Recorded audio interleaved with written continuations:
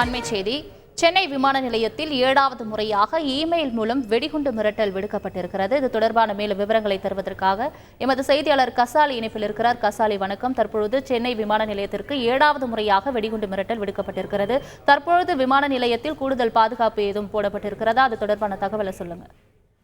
சென்னை மீனம்பாக்கம் விமான நிலையத்திற்கு கடந்த 2 வாரங்களாக தொடர்ந்து இமெயில் மூலம் மிரட்டல் நடந்துள்ளன. இந்த நிலையில இன்று சென்னை மீனம்பாக்கம் விமான நிலைய ஆணையக அலுவலகத்துக்கு ஒரு இமெயில் இருந்தது. அதில் விமான நிலையத்தில் உள்ள கழிவறை ஓய்வு பகுதிகளில் வெடிகுண்டு வைக்கப்பட்டிருக்காமல் அதில் வெடிக்கும் என்றும் கூறியிருந்தது. இதையடுத்து விமான நிலைய ஆணையக இயக்குநர் தலைப்பில் உயர்மட்ட பாதுகாப்பு ஆலோசனை கூட்டம் நடந்தது. இதில் பாதுகாப்பு அதிகாரிகள் அனைவரும் பங்கேற்றார்கள். இது தொடர்ந்து மிரட்டல் வருவதால் விமான நிலையத்தில் தொடர்ச்சியாக பாதுகாப்பு ஏற்பாடு தீவிரப்படுத்தவும் தொடர்ந்து இந்த பாதுகாப்பு ஏற்பாடுகள் இருக்கும்படியும் நடவடிக்கை எடுக்கப்பட்டுள்ளது. தற்போது விமான நிலையத்தில் அனைத்து இடங்களிலும் சோதனை மேற்கொண்டதில் வெடிகுண்டுகள் இல்லை தெரிய வந்தது.